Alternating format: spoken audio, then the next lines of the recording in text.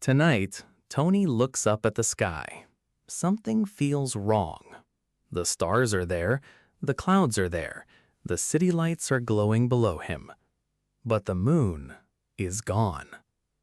At first, he thinks it is just hidden, maybe behind a cloud, maybe below the horizon. Maybe his eyes are playing tricks on him. So he checks his phone. The moon should be almost full tonight. It should be hanging above the rooftops like a pale coin, but the sky is empty. And within minutes, millions of people around the world are doing the same thing. They are stepping outside, looking up, refreshing news feeds, calling friends, pointing cameras at the dark sky. For the first time in human history, everyone is staring at the same missing object, and nobody knows what happens next. Because the strange part is not that the moon disappeared. The strange part is that Earth does not immediately fall apart. There is no instant apocalypse. The ground does not crack open. The oceans do not fly into space. The planet keeps spinning. People keep breathing. Cars keep moving. Planes keep landing. And for a few hours, the world feels almost normal. Almost. Then the oceans begin to act differently. On beaches around the world, people notice something subtle. The water is not moving the way it should. The familiar rhythm of the sea, that slow breathing in and out, begins to weaken. For billions of years, the moon has been pulling on Earth's oceans, not enough to lift them into the sky, just enough to stretch them. Every day, the moon quietly raises tides across the planet. It moves entire coastlines back and forth like the planet is alive. But now that invisible hand is gone. The sun still pulls on the oceans too, but the sun is far away. Its tides are weaker. So by morning, the world still has tides, but they are smaller, much smaller. In some places, the sea barely rises. Harbors that depend on predictable tides become confused. Mudflats stay exposed. Estuaries change. Ships that once waited for high tide now wait for a high tide that never really arrives. And the first victims are not humans. They are the creatures living between land and sea. Crabs, mussels, clams, tiny fish, birds that feed at the shoreline. Millions of animals built their lives around a clock in the sky. They never understood the moon. They did not need to. Their bodies simply followed it. And now the clock has stopped. But the ocean is only the first clue, because Tony soon learned something more unsettling. The moon was not just lighting up the night. It was holding Earth in place. Not completely, not like a nail through a spinning top, but enough. Earth is tilted. That tilt is why we have seasons. Summer happens because one side of the planet leans toward the sun. Winter happens because it leans away. And the moon helps keep that tilt from going wild. Without it, Earth does not instantly flip over. But over thousands, maybe millions of years, the planet's tilt could begin to wander. Slowly, chaotically, dangerously. At first, that sounds harmless. A problem for people in the far future.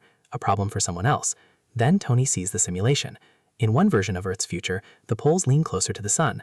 Ice melts in places that were frozen for ages. Tropical regions shift, deserts move, rainbelts break. In another version, parts of Earth tilt so far away from the sun that winters become brutal and long. Not the kind of winter where you buy a thicker coat, the kind where agriculture collapses, the kind where ancient forests die because the sky itself has changed its rules. And the terrible part is that none of this happens like a movie. There is no single explosion, no one dramatic morning. Just generation after generation realizing the seasons no longer behave. Planting calendars stop working. Monsoons arrive late, or not at all. Glaciers grow where cities once stood. Heat moves into places that were never built to survive it. The moon vanishes in one night, but the consequences take their time. That is what makes them frightening. Humanity can understand a disaster that happens quickly. A fire, a flood, a storm. But what do you do when the sky becomes unreliable? And then comes the darkness. The first moonless night feels beautiful to some people. The stars are brighter than they have ever seen. The Milky Way appears over cities that rarely noticed it. Astronomers are thrilled. For one strange night, the universe feels closer. But outside the cities, the darkness becomes something else. Predators that hunt by night suddenly gain an advantage. Prey animals that relied on moonlight to detect movement are now exposed. Some creatures freeze. Some move at the wrong time. Some never come out at all. Coral reefs lose one of their ancient signals. Sea turtles, insects, birds, and fish all face a world where one of nature's oldest calendars has been erased. The moon did not just mark months for humans, it marked behavior for life itself. And humans are not as separate from that as Tony wants to believe. For thousands of years, people used the moon to measure time. Before clocks, before calendars, before electricity. The moon gave the night a pattern. It told hunters when the world would be bright. It told farmers when a month had passed. It guided travelers. It shaped myths, religions, poems, festivals, and fears. Remove the moon and something invisible disappears with it. Not just light, meaning. But there is another problem no one wants to say out loud, because if the moon disappeared, the question would not only be what happens to Earth, the question would be where did it go? The moon is not a small thing. It is larger than Pluto. It is a quarter the width of Earth. It is a world. A dead, silent, cratered world, yes, but still a world. And it cannot simply vanish. If it disappeared tomorrow, every scientist on Earth would face a terrifying possibility. Something did this. Maybe not someone, maybe not intelligence, but something. Some force powerful enough to remove a planetary body from the sky without destroying Earth in the process. And that is when the mystery becomes bigger than the moon. Because if something can remove the moon, then the moon was never the real story. Earth was. For billions of years, the moon has been drifting away from Earth, very slowly, about the speed your fingernails grow. Every year, it moves a little farther into space. That sounds peaceful, almost poetic, but it means the moon is not just a decoration. It is part of a long gravitational dance. Earth spins, the moon pulls, the oceans rise, energy moves, the moon drifts away, the day gets longer. The entire planet has been changing because of this relationship, and suddenly, in Tony's lifetime, that relationship ends. Not slowly, not naturally, just gone. At first, governments try to keep people calm. They talk about tides, satellites, astronomy, research missions. They explain that life will continue, and for a while it does. People go to work, children go to school, restaurants open, trains run. Humanity does what it always does. It adapts to the impossible by making it ordinary. But every night, the sky reminds them there is a missing space where something ancient used to be.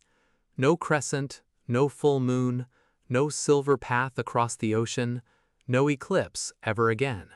No astronauts looking back from lunar orbit, no future moon bases, no footprints waiting in dust, no quiet companion following Earth around the sun. And slowly, the absence becomes personal. A couple who once walked under moonlight now walks under stars. A child asks why old storybooks have a white circle in the sky. A fisherman says the sea does not feel alive the same way. A scientist who spent her life studying lunar rocks holds one in her hand and realizes she is touching a piece of a place that no longer exists. And then Tony notices something he cannot stop thinking about.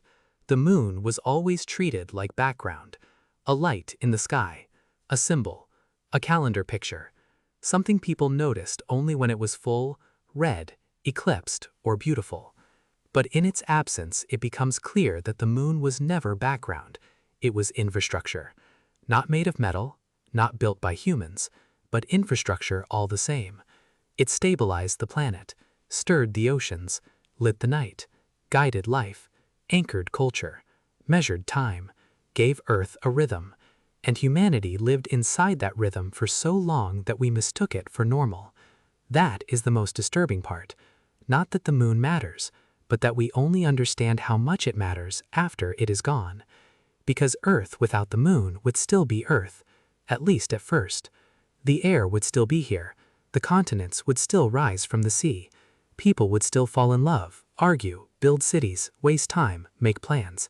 The world would not end tomorrow, but it would become a different world, darker at night, quieter in its tides, less stable across deep time, less familiar in ways too small to notice at first and too large to ignore later.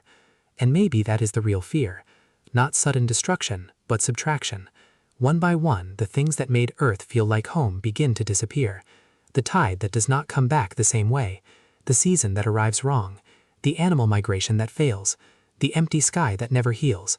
Tony looks up again the next night. He knows the moon is gone. He understands it now, but his brain still searches for it. That pale shape, that old companion, that silent witness to every empire, every extinction, every ocean crossing, every lonely walk home. For all of human history, the moon has been there before we were born and waiting after we died. It made us feel small, but it also made us feel accompanied. And now the sky is bigger, the stars are brighter, the universe is clearer. But somehow Earth feels more alone. Because maybe the moon was never just the moon. Maybe it was proof that even a planet needs something beside it in the dark.